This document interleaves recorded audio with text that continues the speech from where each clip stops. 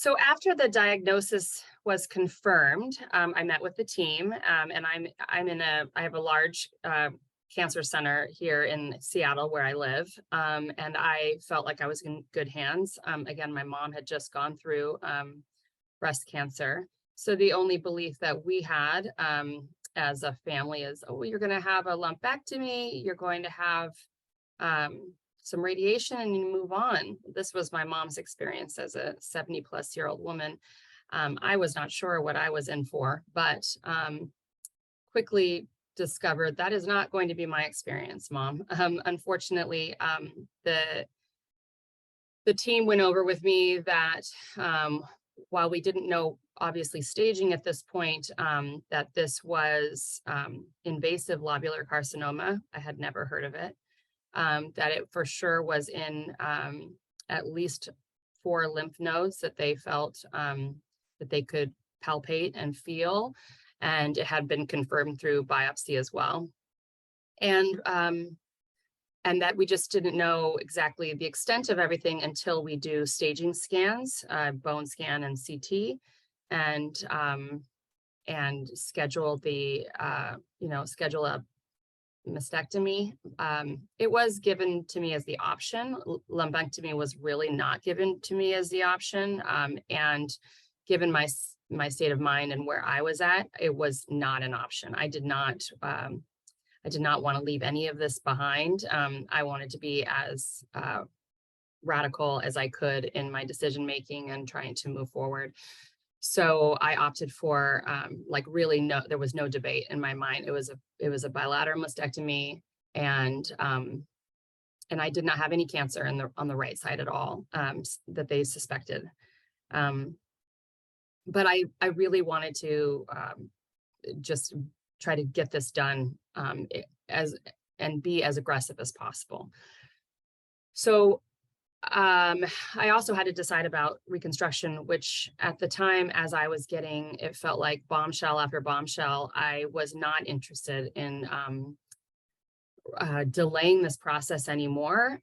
Trying to coordinate plastic surgeons with a breast surgeon. It was another hiccup, especially around the holidays, and I just opted for no reconstruction. I felt like I was just needing to, move forward and save my life and not think about anything else. And, again, I had, small children, my head was spinning, and I moved forward with a bilateral mastectomy, full axillary node dissection on the left side. And I started the recovery process. So I handled the surgery okay, as best that you do. And I was recovering at home, waiting for pathology results. And when I got that phone call, again, it was it was more intense than I was anticipating, although I guess you just never know what to expect. The mass was larger than what felt even remotely possible by what I felt. It was nearly 7 centimeters. And all of my lymph nodes that were found in the left side were positive for cancer. I don't imagine that was a very easy phone call from my breast surgeon, who was just a really nice person, had to give me that message. And that really, not that I wasn't already frightened, but that was very frightening. That pathology report was very scary. And I should also note that the staging scans prior to the surgery had shown no metastatic disease in the bones and no metastatic disease found on CT. So we were ready to proceed with curative intent at that point.